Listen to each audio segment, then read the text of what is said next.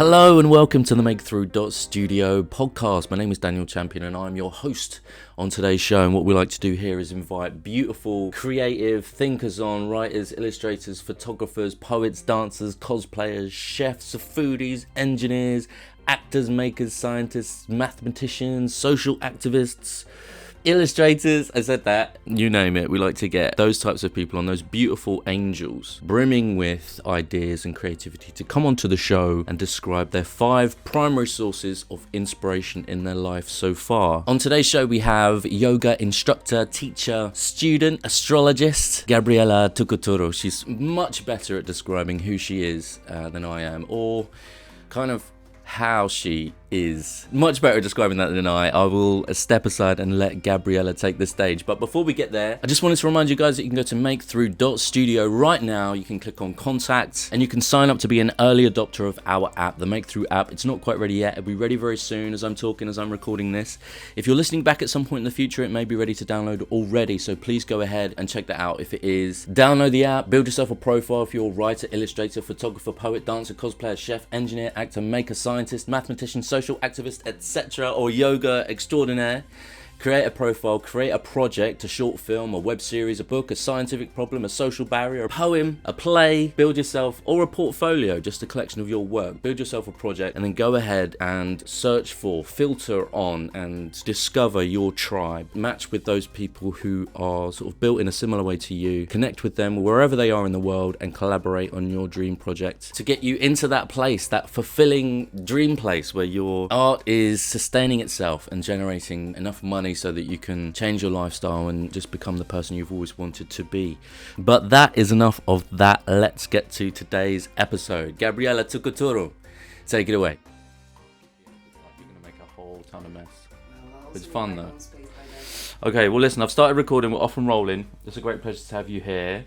For our audience, could you just introduce yourself? Just let us know, what's your name, what are you about? Like, just give us a brief bit of background to who you are. Hi and hello. My name is Gabriela and I am, what am I? Well, I'm human, first of all. And I teach yoga. I guess that's my main job right now, if you were to talk about what I do. But it's very hard to say who I am and what I do, isn't it? Is it though? It is. Why are you struggling with that? What's the truth of it? Because I'm trying not to identify with anything that I do. I mean, yoga is what I do, so I'm all about that. Right. But, I teach yoga. So hold on though. Yes. What's that separation there for you? The description of you isn't what you do. Is that what? Yes, because what I do, yes, of course it defines me most of the time. Right. But who I am, that's a different story. Okay. So can you try and articulate who you are? Is that possible? Yes, I think so. I'll try to. I am a soul having a human experience. Sure. And, whatever I do kind of defines that period of time that I'm in. And obviously it will define my experience of it. But I guess I'm a soul having a human experience. I was born Romanian and Hungarian, but that again draws me to, my heritage, where I'm from, my ancestry. So that defines a lot my personality, my characteristics, the way I present myself in the world. Yeah, and the culture of those places. Exactly. Okay. And for the audience, can we have just what's your name? How old are you? I'll say my last name as well, even though it would be impossible. But my name is Gabriela Torcatoru. I am 34 years old, and now speaking in normal terms, I am a yoga teacher. I think I'm also some sort of a household counselor. That's the best way to describe what I do on the side, and that pretty much takes up all my time. I see. Okay, well, what we like to do here on the podcast is you've brought 5 things with you that have inspired you in your life, and we're going to go through each one of those. And the first one, actually, just to accelerate through the introduction, is your journey so far, your heritage, your family, your relationships. Could you just elaborate on that, just build on that slightly? Sure, it would be my pleasure. I haven't actually spoken about this very broadly in public, but yes, so I was born to a Romanian-Hungarian family, and story of my life, just like most of us, it wasn't always pretty. I was born to a Romanian father and a Hungarian mother in Romania, in Transylvania. That place where vampires come from? Mm-hmm. That's an easy way to recognize where I'm from. Born and raised there. I guess I'm I think I do identify myself a little bit more as being Romanian, coming from that culture, because I was born and raised there, so it had a bigger influence on my life. But I come from a rather simple family.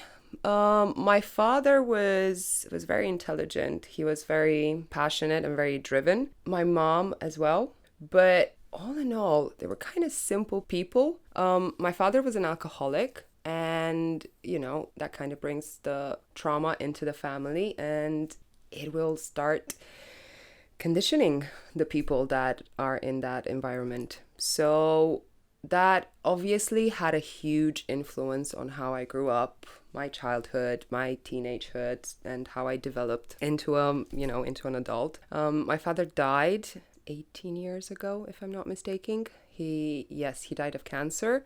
I had issues at that time, like a very rebellious teenager. But it was a manifestation of everything that I couldn't do at that time. And I just picked everything up, picked up my brother, my mom, and, we carried on. I think I was born like this, quite strong, quite willpowered, quite independent. And having that separation in the family, having fights all the time and everything, you tend to be on your own. Even though you're surrounded by people, being the smallest in the family, you will be on your own. Your voice won't be heard. So I think I just, keep everything inside, and then you develop into whatever you develop without having any regret and, without blaming anyone. It is what it is, and it helped me become who I am today. And I'm very grateful for that. But it did bring me to that point where I decided to leave Romania, and I moved to the UK when I was 22. I started a master's degree, but I had no interest in finishing it. I was working in a nightclub. My life was like, I didn't see sunlight for 6 months. It was a lot of drugs and parties and lots of people around, and it was fun. I was actually thinking about it a few days ago. Why did I leave home? I left because I wanted more. I was seeking something. I had no idea what it was, but I just knew that I will never be able to get it in that environment. So I had to leave. Do you say you were 18? No, I left when I was 22. I see. Yes, but I started working in nightclubs, in a nightclub at the age of 19. Okay. So 19 to 22, it was, yeah. And the sort of spiritual, philosophical, cosmic, yogic, I don't know if I'm using the right phraseology, but that stuff, did that exist in you at that point or not? No, I don't think it was. I was a firm non-believer in anything because nothing, because for me it was just suffering and pain. That was all I knew. Right. And if something was good, that it was probably because I was surrounded by my friends, or I was drunk, or I was high. Nothing was really good.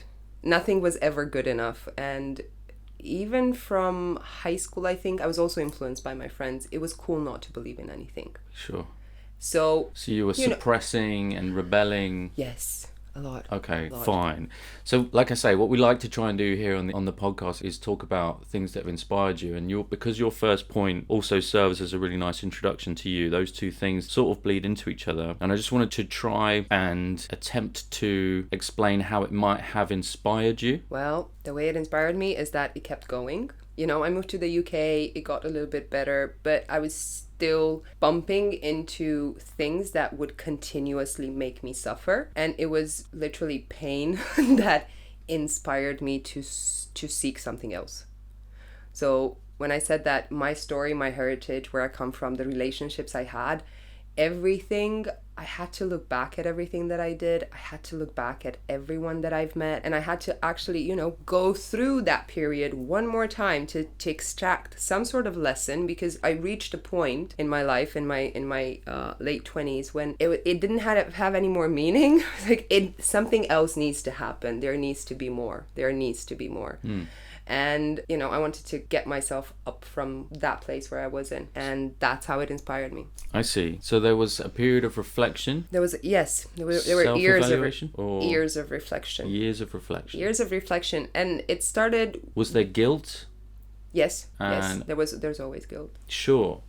And was there anger? Did you allow space for those things, or did you reject those things? Or there was anger, there was guilt.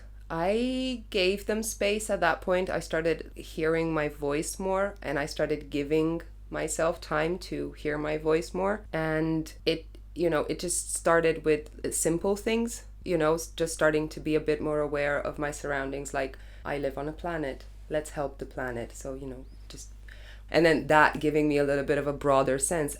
Okay, there's a little bit more. Or starting to go a little bit deeper into what is it about recycling? Oh, shall I actually be using that kind of skincare? Should I be eating that?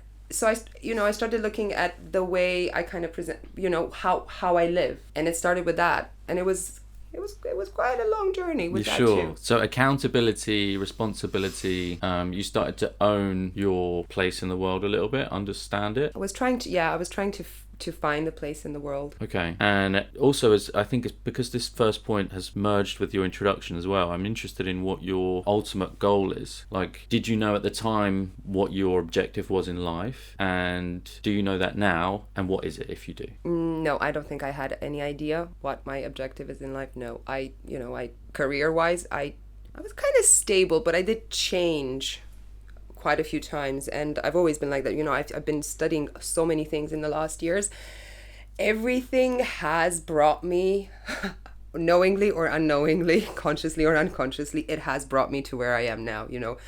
Firstly, starting to do my own skincare, and then getting a degree and studying that, and studying herbalism, and all of that were small steps to get here, to be able to say that, yes, I embrace a yogic life. That is what I do 24/7, whether I practice yoga on the mat, whether I don't practice yoga on the mat. And my supreme goal is to serve. To serve. I'm here to serve. That's here beautiful. to help. To serve what? To serve for the higher good. Okay. To help maintain that cosmic order.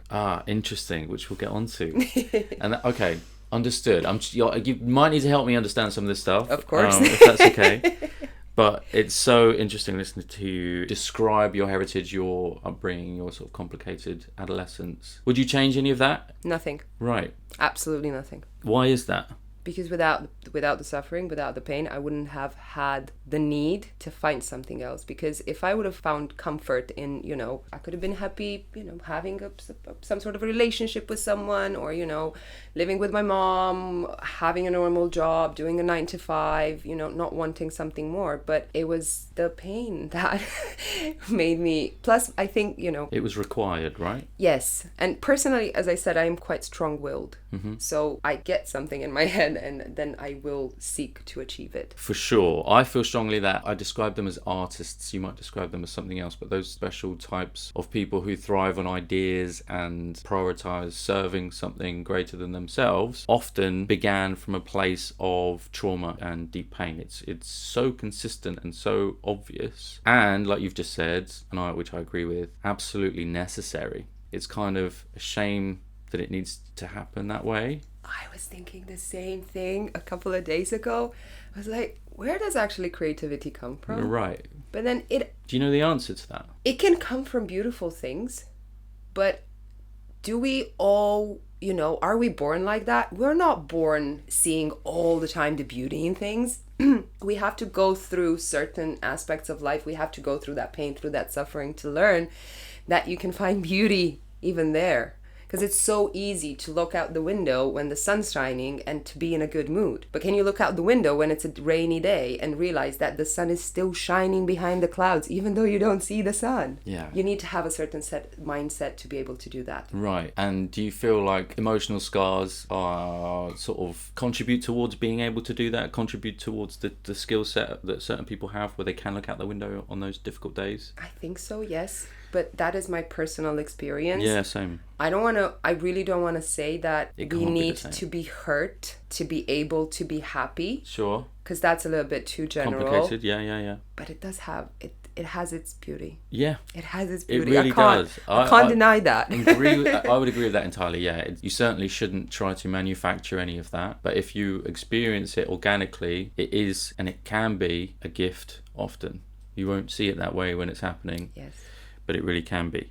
Okay, cool. So before we just move on to your second point on your list of 5 things that have inspired you in your life, I just wondered if there's anything you'd like to wrap up. How do we conclude that point of your heritage, your story, your journey so far, your family, your relationships, etc.? Well, that is who I am. It is part of me.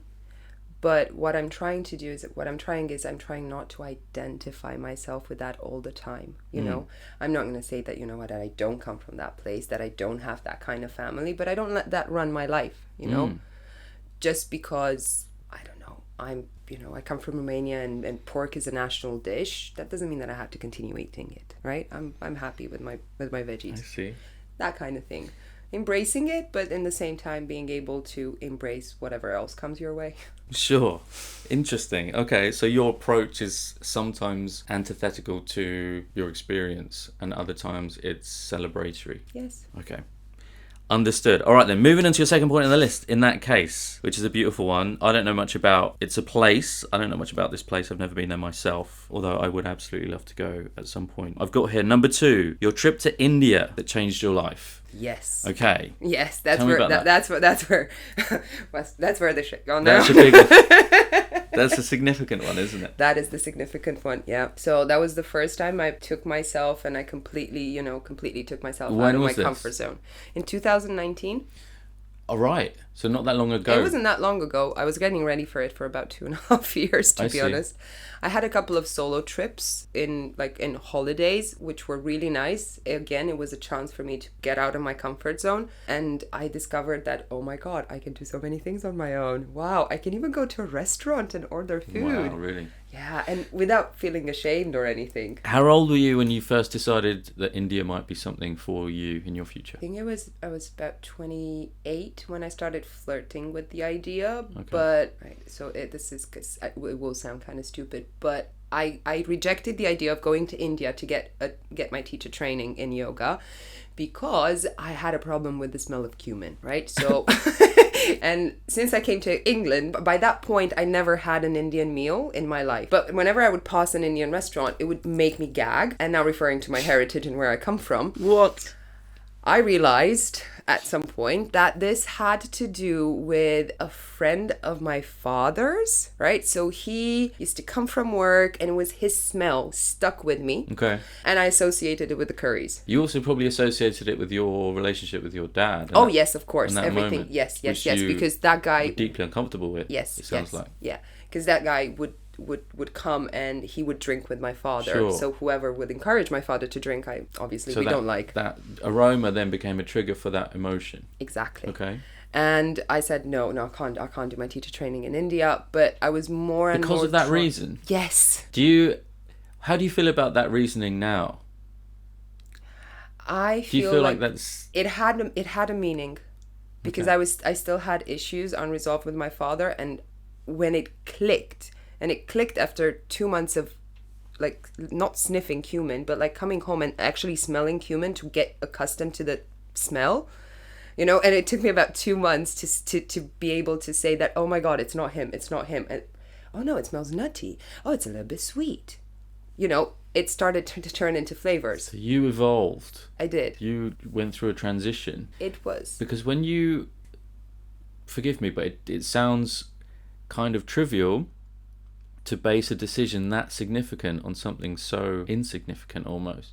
But hearing you describe why it was important, it starts to sort of build to the story a little bit. I'm just so curious how that was such a meaningful component in your decision making at that time. Do I do this huge thing or not? That's a complicated one, right? It was. It also seemed when I said it out loud, oh my God, look, I have the opportunity to go to India to do my teacher training, and I'm not going to go because I can't stand curry. Seriously? Come on. Wow. Okay. So you started to open and started to allow. Yes, yourself... I opened up to it. Okay. To it, and then I worked really hard for 1.5 years to put money aside so I can pay for my school. And I also wanted to do some traveling in between. And at that point, I was an obsessive compulsive, cleaning and organizing and everything. Everything had to be the way I wanted it. A bit of a control freak. How does Gabriela go on her solo trip to India? She books everything in advance, 6 months in advance. No one does that. No one books all of their train tickets. Wow. In advance. I see. Right? So I was getting myself out of my comfort zone, yet I was making that zone very comfortable. Okay, I see. You know, full of, no, not everything needs to be predictable. I need to have control over this. Got it. And then I went to India, and it was amazing. It was the best experience I ever had. My teachers were great. It was a smaller school. It wasn't very popular. It was in big groups. We managed to get deeper into the teachings. That's how my curiosity got ignited. Yoga teachings. Yes. And being there and being enwrapped in that beautiful opportunity to be open to spirituality and be open to people, it just felt very nourishing, and it felt very supportive. And my ticket to fly back to England got cancelled. And I don't know, a day after that, my teachers asked me, would you consider staying and teaching, helping us teach for the next group of 200 hours? And I went like, what? Yes, of course, me. Wow, what an opportunity. But wait, I have everything booked. But wait, my ticket got cancelled. So in that moment, I cancelled everything that I booked at that point. Wow. Everything, because I stayed for almost 6 months. So I had like 3 months of traveling. Cancelled everything. And I was like, okay, from now on, we're just going to take it as it is, because there's no point in planning. That moment for you sounds like a big one. It was a big one. I let go of a lot of things Yeah. while I was in India. It was my first experience to be, secluded. Because we were secluded. We were in Rishikesh, but we were kind of in the jungle. We had a teacher training consists of you waking up at 5 o'clock in the morning and starting with your practices, and then having a little bit of breakfast, continue with your school, a little bit of lunch, you get a little bit of break, continue with your practice, do your meditation, and you do that for 2.5 months. It does bring discipline. It's such a beautiful subject, and I was already in love with it. I just didn't know how much more there is to discover. That moment, that cancellation of the flight, though, that is so huge. You're taking instructions from something bigger than you there, possibly, that's saying to forget all your shit, put all that down. It's heavy, put it down now, and operate in a different way.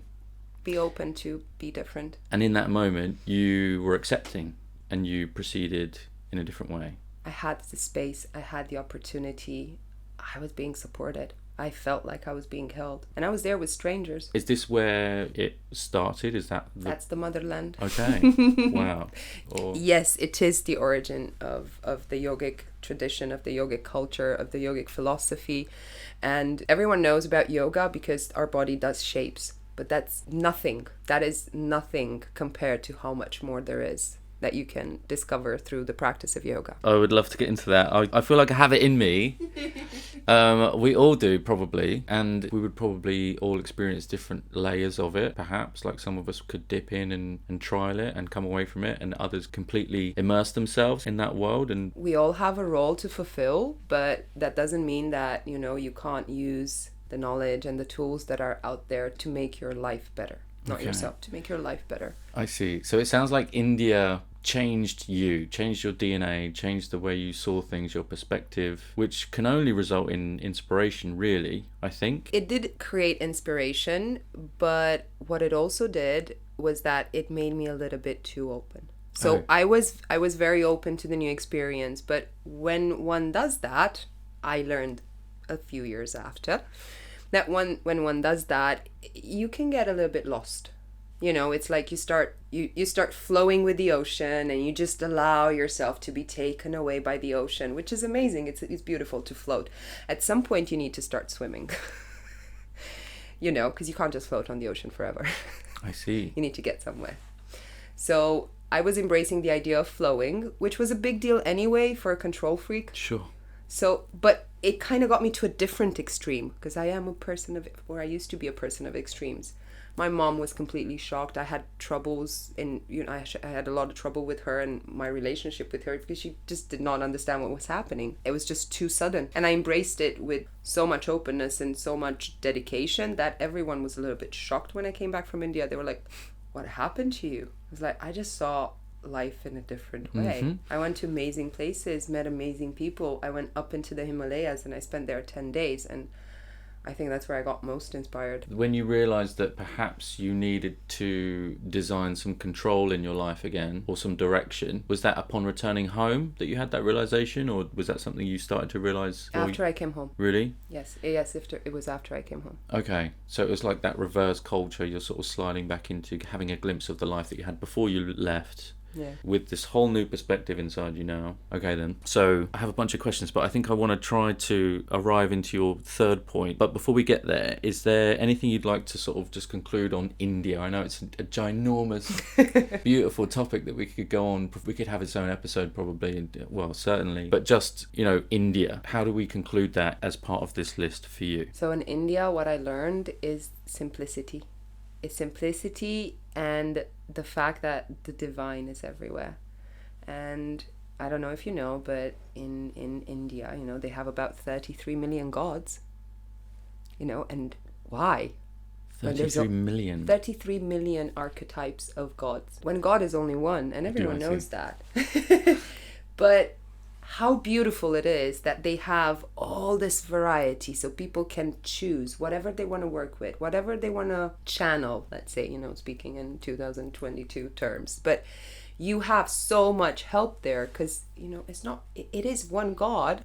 We all believe in that same God, but you have so much choice. And, people have nothing there and they're happy. They're content. With nothing? With nothing. Because that nothing is not really nothing. There's still, the divine is everywhere. So they're enlightened? No. They're not enlightened? Well, no, that's a different topic. Oh, right. That's a whole different topic. That's your part 2 episode then. I don't know anything about enlightenment. All I know is that, some of them are, some of them aren't. Not everyone's enlightened. Sure. And you won't recognize enlightened people. As my teacher says, Kaya, an enlightened person, they won't walk around with a chagrin smile on their face all the time because everything is perfect. No. They will cry and they will laugh. And they will embrace the crying and they will embrace the laughing. And they know that, it is what it is. It's happening because action is being performed and the results are being delivered. Okay, understood. All right then. So point 2, your trip to India that changed your life. And I see it. I can see how that happened. And I think understand why, partly. But I think in order to understand why more fully in a meaningful way, I would probably have to go there, right? Can you anticipate what India's going to be like before you go? No. I would assume not. No. I am just going to cut in here and let you guys know that if you were to have a business or a service, if there's something out there that you think would be useful and inspiring to artists across the world, a business, a service, a product, you can advertise here as part of the show. This is where we would have our sponsored segment. So hopefully we have some sponsors and some advertising in the future, some tasteful sponsors and advertising in the future. If that's you, let us know. You can go to MAKEthrough.studio, click on contact, leave your details, leave us a little message. We'll come back to you and we'll figure it out. But for now, back to the show. Fine. In that case, let's move on to your third point on the list, which is another significant one. This is a big one. We could have another full episode on this. We could go hours on this alone. I don't even know what it means. I'll be honest with you. I could guess, but I'm excited for you to tell me. Discovering divine cosmic order is your third point on the list. It's inspired you in your life. For me and for the audience, what is that? The law of the way the universe works. And that is something that is beyond human capability, human knowledge. It's, the sun will always rise. The sun will always come up. The moon will always be full. The pool of the ocean, right? The moon, the energy of the moon will pull the ocean. It is what it is. And that is what cosmic order is. The fact that it's a really big topic and, I don't think I have a lot of authority to talk about it much. Okay. Because I'm still studying with my own teachers, I'm not here to teach anyone about what cosmic order is. But for me, what it is that fact that, I wake up, the sun will be out. If it is behind the clouds, I still know it's there. And the clouds are just a consequence of, it'll rain. Or, when it's night, it's night. You can't do anything about that. Is it physics in your world or is it something? I don't know physics and right. I don't understand physics. Okay. I was really bad at that. Again, I don't think I can, I can't explain it. Do you want to explain it? No, not really. So it's better not really, but observed without explanation. It is, because it is kind of a way of life. You can call it God, Right. but I don't really like using the word God, because people start thinking about religion, and this is not about religion. This is about a force that is bigger than us, that is bigger than what we can even imagine. Something that is eternal, something that is timeless, something that created this universe, galaxies. Does that, thinking about that and trying to understand it, I'm not sure if you are trying to understand it, but observing it, is there any fear attached to that? Is there any anxiety attached to that? Or is it comfort? Comfort. It is comfort. Comfort. There's no anxiety attached to it. I feel like there was anxiety attached to it while I was in pain and suffering. I see. Back then, because I thought, oh, this is what life's supposed to be, right? You are supposed to wake up in the morning crying because you're so deep in your suffering, and that's all you know. When there's a different approach to it. You can approach things differently. You can embrace the suffering and yet not be compelled by it, not be driven by that. Don't let that drive your actions in your day to day. And that word order as well, it sort of suggests an arrangement or some organization. Moments are determined by something, and you're accepting of that. Is that right? Yes. It The is law right. of nature. Okay, right. The trees will, you plant a seed, you'll have a tree if the soil's fertile and you take care of it, even if you don't take care of it. Like, do you remember those, what would happen if the world would disappear? Mm-hmm. What would happen? Well, nature would take over. It'd be green everywhere. Yeah, nature wouldn't even blink if people... So that is the cosmic order, Right. It is the law of nature. It is the fact that, we have forests, and yes, forests help us keep us alive. Forests communicate. Trees communicate. Are you part of nature? I am part of nature. And you're... You are part of nature too. Do you... Okay. Do you... No, okay. Do we adhere to this order then? Are we in charge? Do I have freedom of choice, or am I... You have free will, yes. I do. You have free will because you choose your actions every day, don't you? You wake up in the morning and you choose to, do you see the sun behind the clouds or do you see the rain? You choose to see whatever whatever you see. The truth is that the sun is there, but you choose to see what you choose to see. Okay. And how do you, with that beautiful approach, how do you utilize it? How do you turn it into gold for you, whatever gold is? Well, I know that, because there is this order and I am part of it and I am held by it, I am supported by it, I am nourished by it, I do understand that whatever bad comes my way, it's there for a reason. Like, for example, the injury I had with my knee, again, that was a point of inspiration. It's part of my story. I was teaching. I came back from India. I started teaching a lot of yoga classes. I wanted to do retreats, and I wanted it all, and I wanted it really, really fast. Typical Westerner, right? I go, I find, yes, now I want to do it, and I want to do it really, really fast. And I started working on that, and then a pandemic came, kind of slowed me down, but I still had that grasping. I want it, until Cosmic Order decided to get me into the A&E with a knee injury, Wow. right? Because I was rushing to get somewhere. I was focused on the destination. I was still enjoying the journey, but I was more focused on the destination. And having that happen to me, being misdiagnosed, and it was on and off for about 2 years. This is all the knee thing? It was the knee thing, yeah. And then when it finally happened, I couldn't move anymore, so I had to stop. And I had to stop and to look at, yes, I came back from India all open, and now I'm seeking this, but am I doing it right? I see. Is this the right way of doing it? Was it an injury? It was an ongoing thing. So it was probably even before India when I started running, I see. Someone that never jogged in their life all of a sudden starts doing 5Ks 3 times a week. Again, that's my personality of grasping, wanting. Yeah, I went once running. I want to do it every day because I like it. Right. Because I like it or I don't like it. Sure. So, having the knee injury and having to stop, as my teacher would say, well, actually she said, is that I think that was the honeymoon period. And this is where the marriage starts between you and the divine. Right. And now you need to see that, maybe even though you might have had the best intentions, maybe something was wrong. And yet, here comes the universe and gives you another sign. You need to slow the freaking hell down. So I did that. And I went deeper into the teachings. And I started studying astrology. And I started understanding more. And I went silent. You know, I stopped teaching. I was focusing on myself for almost a year. And again, that period just brought more knowledge, more understanding. That period was difficult, but useful. Very useful. It was very difficult for about, I'll be honest, for about like 2 weeks until I kind of figure out that this is an opportunity for me to actually go deeper into the studies, into the knowledge, instead of focusing on delivering something that I haven't experienced that well yet. You can't do that. You need to have the experience. Otherwise, it's like passing on information. It's not the same. And I was right about that, because the first time I taught after my surgery, you know, it just came out. It flowed out of me. I was always nervous before going to class. I knew what I was doing. I think I knew what I was doing. People haven't complained.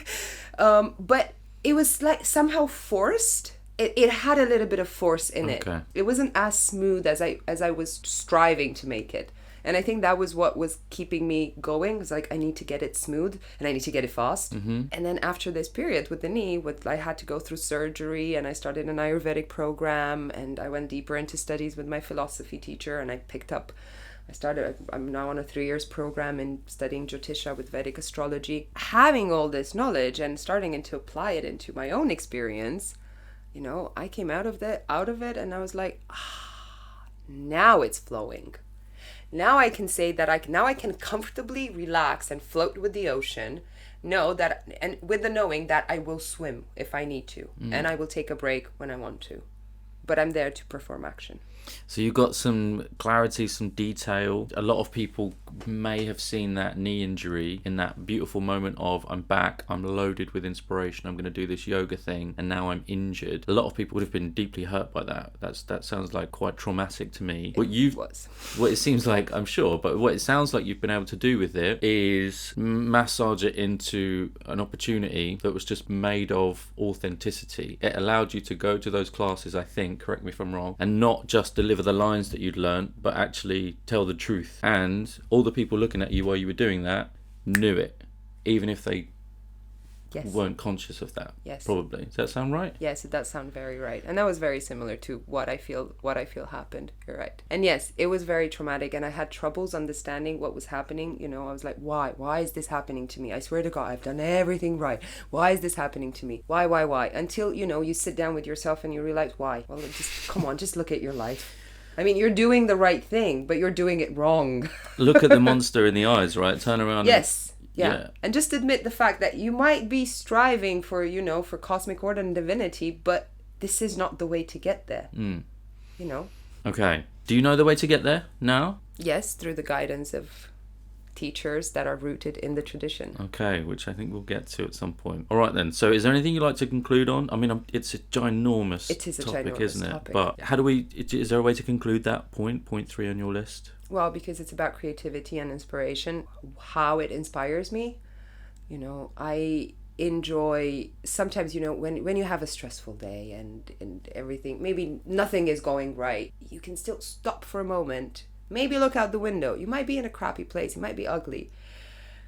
But look out through the window. Whatever you see is part of that cosmic order, is part of nature. Even if the building, you know, the buildings are built by men, but what are they made of? You know, they're made of cement. What is cement made out? Does it not come from the ground? It comes from the earth, doesn't it? It's everywhere. It's all the time. It's there. And you just need to find the beauty in it. Okay. Well, I've got homework to do in that case. That sounds good to me. So, in that case, moving on to point 4 on your list of 5 things that have inspired you in your life. Number 4, I've got here my own, I don't know if I'm saying this right, my own sadhana. My own sadhana, my practice. I've got here. So for me and the audience, what is that? Sadhana means your practice. Okay. You know, your rituals, your routine. And the fact that I've now established a routine, something that I used to run away from. And I think, you know, most young people are like, ew, routine. No, that's boring. Yeah. But having boring stuff in your life gets you very grounded. And I'm quite airy-fairy. You know, I'll begin with an idea and then I'll forget what I've said 5 minutes after, or I won't be able to answer something. That's me. So I need things to keep myself grounded. Sure. And my yoga practice, which changed so much from something that was heavily focused on the body, because I was too agitated to access anything else on the inside, whether it was my mind or, going a little bit deeper into soul and heart topics. It was so much agitation that I had to calm down the body. So it started with a very physical practice, lots of asana, hard asanas, which asana being yoga postures. Okay. To clarify Thank for you. the audience. Thank you. Which then in turn, obviously, the abuse of that turned into a knee injury, and then my practice changed completely. Right? I started doing practices that were a lot more meditative, slower paced, slower movement, different kind of routines that I was applying into my day-to-day. And these things are so rooted now that, I wake up in the morning pretty much the same time every morning. It's between 6:45 and 7 a.m. And first thing I do is I drink my warm water with lemon. I drink my water, I take a shower, I get fresh, and then I sit down and I do my practice. And 3 years ago, my practice would have consisted of being upside down, trying to accomplish handstands. But right now, my practice consists of doing breathing, praying. And I say praying because this is what mantra chanting is, but I'm very drawn to Sanskrit, and I'm also very drawn to music in general. So learning to chant mantras has brought a lot of benefits to my life. Mantras are part of Vedic scripture. I could call them prayers. Prayers to divine, the archetypes, the 33 million gods that I was saying before. Right. But not just that, it's prayers to that one, towards that one cosmic order. And that's what my practice consists of. And then I finish my practice in the morning, but that doesn't mean that I'm done with it. I'm going to take it into my life, right? I am going to go and make myself a tea or a coffee, and I'm going to have breakfast. But instead of turning on the TV while I have breakfast, what I used to do years before, I will take my time having my breakfast and enjoying my food and being there with my food. So your practice that's a lifestyle for you. That's purely for yourself. Yes. Okay. I thought that might be your product. I guess my product is a result of my practice. Right. Because if I wouldn't have my own practice, then how can I teach someone else? I see. That's what I was curious about, because something that a lot of artists struggle with, or I've seen consistently across the artists that I know, is in this world that we live in where you have to generate money. If you're lucky enough that you don't need to have 2 or 3 jobs to support it, starts to support and sustain itself, there's often a moment of conflict there where it loses some of its allure, and you can start to have a more complicated relationship with it because it needs to be monetized in some way. Does any of that sound true? And what's your experience of trying to apply real world logistical inverted commas business to any of that beautiful stuff that you've described before? Correct. Well, I'm the wrong person to ask about this because I'm not very good at monetizing my business. Right, okay.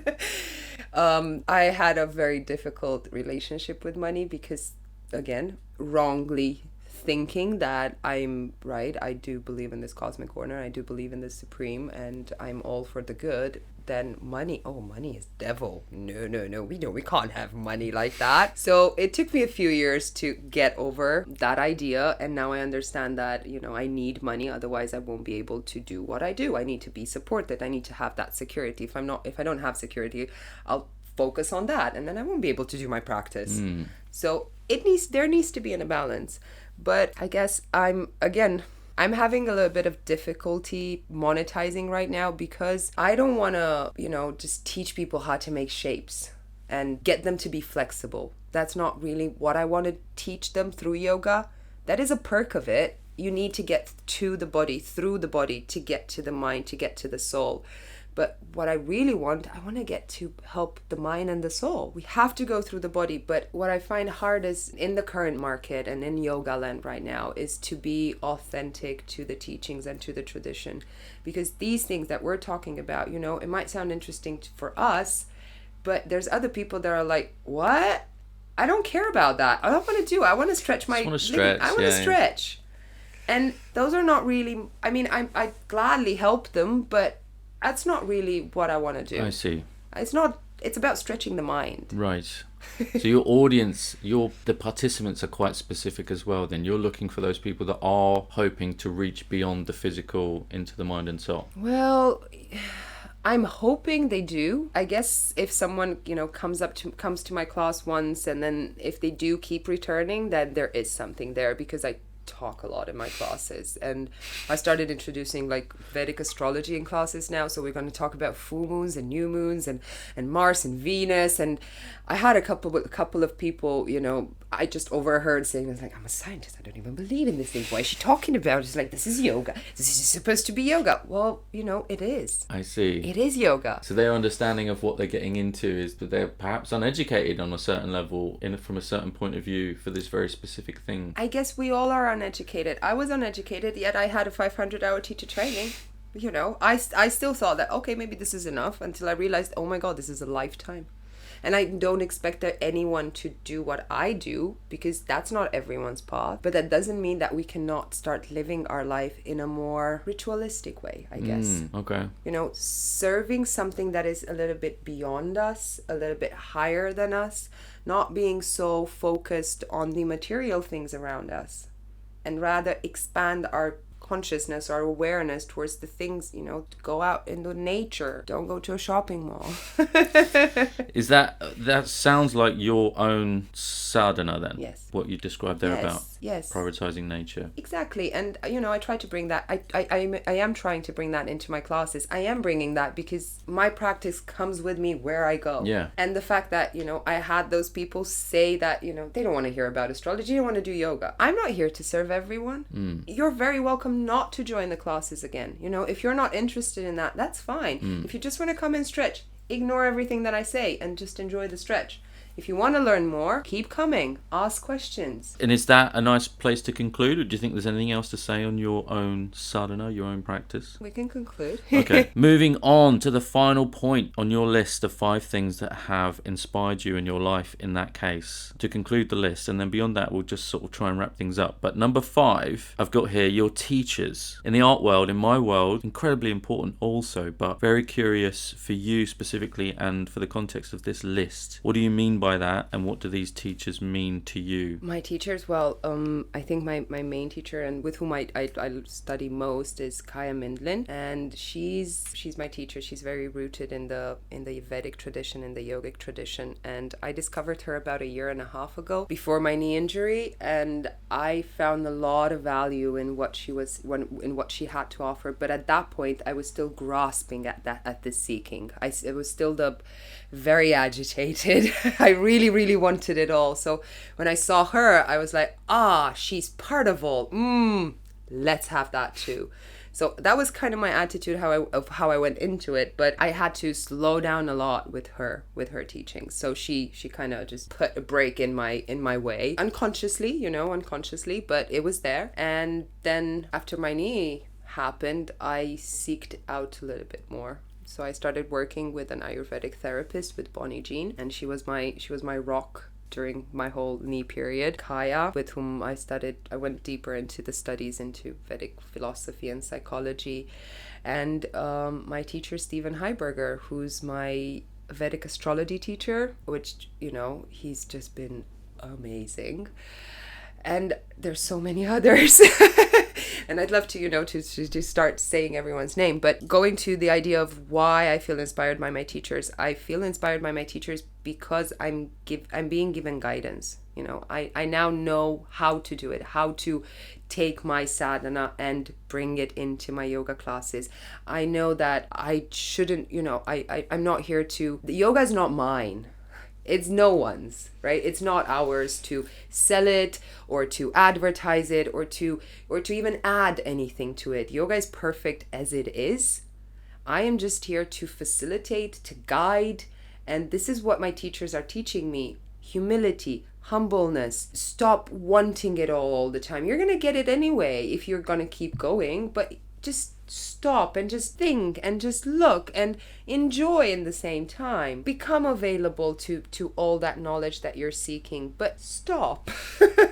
Stop and take some time. Learn a little bit more. Go into the truth of the teachings and start seeking proper wisdom from proper teachers that are already rooted in the tradition for years and years, because I feel like it can be so easily misunderstood, because it took me my whole trip to India to misunderstand it, right? Because I thought that I'm understanding everything, yet I came back and I acted in a way that right now, looking back, I wouldn't do that again. I wouldn't approach selling yoga like that ever again, because again, yoga is not to be sold. I see. That's an interesting point you make there about that lesson that I'm guilty of it, continually not learning, is that I think I know it all now. Or now I definitely know it all, it's fine. And then with a few more years of experience and life, you realise that actually you were nowhere near knowing it all. And yet I still always feel like, definitely I know it all, definitely now. And it seems impossible to learn the lesson of, no, you don't, and it's okay. You'll learn some more as time goes on, but you absolutely don't know everything now. I don't think it's possible to know everything now. No, it's not. So is it useful to be comfortable with that? I think so, yes. Okay. It is, because then you get to enjoy what you already know. You get to experience what you already know, instead of always focusing on what's the next hottest thing, It's just like, you get one movie and then you get the second part and then you get the third part. How about you just enjoy the movie? Be in the moment. Yeah. You mentioned that. That's what it is about. Just allowing yourself to be present. When let's say you sit down to have your coffee and you want to read the paper, do that. It's fine. Enjoy that. But before you start reading the paper, just sit down and enjoy that coffee. Take that first sip of coffee and how does it taste like? And just be with the taste of coffee for a moment. Give that coffee it's the attention and the care and the love that it needs. And then take that attention and that awareness and take it into the article that you're reading in the newspaper, and then be with that. Wow. I'm sure that if you achieve that level of appreciation for everything, I'm sure it's like someone shining a light on where your focus should be. Well, I don't know, because it doesn't always happen to me as well. So, but yeah, it's constant practice. The coffee goes cold. Sometimes it's gone. You don't remember where it went. Like, you have no idea where you put your cup. Yeah, it happened now. Now I'm on to the next thing. I'm nervous or I'm excited about this thing that's going to happen, and I wasn't paying attention. Sometimes I feel guilty about that. I think we all are. Okay, it sounds normal. I think it is normal, but exactly. But see, this is the normal. Wouldn't it be beautiful if the other thing would be the normal? How do we organise that? Okay. Fine. And just on your teachers as well, I have a handful of teachers in my own past, in my own life, in the art world, who changed me. They're responsible for who I am. They're sort of, like I said, they're part of my DNA. They're part of my story. Also, and additionally, outside of that, I have a handful of people that I would consider teachers. I've never met them, but a handful of artists or people who I observed or people who I appreciate, who I've learned an awful lot from and continue to learn from, people that have passed on now even. Do you think it's possible to have teachers beyond physical relationships? Of course, everyone's a teacher. You're a teacher to me, Danny. And I'm a teacher for you. Okay. The person that you're going to bump into on the street, that they can become a teacher as well. Everyone that we meet can become a teacher. Because we're learning, that's the whole point, isn't it? To learn out of all the experiences that we have, to be present in the experience, to fulfill it. You need to be there, to be fully on, and to learn from it. Because what do we want? We want to get better. Teachers are everywhere. Teachers are everywhere. Okay, that sounds like a nice place to conclude that. And in that case, wrapping things up, I'm not sure if inspiration is valuable on its own. I think it is, just hearing myself say that. I think inspiration is absolutely valuable on its own, but where you can cash it in, obviously not talking about actual money, but where you can make it mean something is where you weaponize it and you add it to your toolbox and you apply it to how you create or how you present your ideas to other people. Do you have a clear idea on how to do that? How these things that have inspired you, do you have any idea how to turn them into sort of tangible, meaningful items that you can use in the real world? Well, I guess I'm going to try and answer that. I guess everything that, everything inspires me. I wake up in the morning and I wake up with a smile on my face, no matter how, even if I'm tired, I'll still be happy that I've woken up and I have the opportunity to witness another beautiful day, or as long as I have out of that day. And it's just, I think you're bringing inspiration into your life, and it's not necessarily just about how whether you have a business and you're selling products and how you put your inspiration into that, or whether you're an artist and you create certain products, because inspiration is everywhere. It's in the way you cook, it's in the way you arrange your house, it's in the way you choose to buy your house plants or how you arrange them. It's everywhere. And it's beautiful because we're all artists in one way or another. We don't necessarily have to have a pen or a brush or a pencil in our hand or be good at something. I think inspiration's everywhere, and we all have that. And it's just a matter of becoming present so that we can recognize our talents and our potential. Wow, okay. That sounds like a beautiful place to end. Thank you for coming on. It's been an absolute so much for pleasure to inviting talk me. to you. My goodness. Thank you for listening to the MAKEthrough.studio podcast. It's been an absolute pleasure to bring you episode 3, Gabriela Torcatoru. What an inspiration. Just a beautiful discussion with Gabriela. So honest, so open with us. We're so grateful to have her. We'd love to have her back, so maybe there'll be a follow-up episode in the future at some point. In the meantime, please do like, share, follow, comment, subscribe, request alerts, and come back next time for the next episode, which is going to be kind of musical. We talk to a musician, how they design their work, how they produce their work, how they acquire inspiration, and how they plug it directly into their creations. So make sure you join us for that. But in the meantime, thank you once again for listening. Good luck and go well.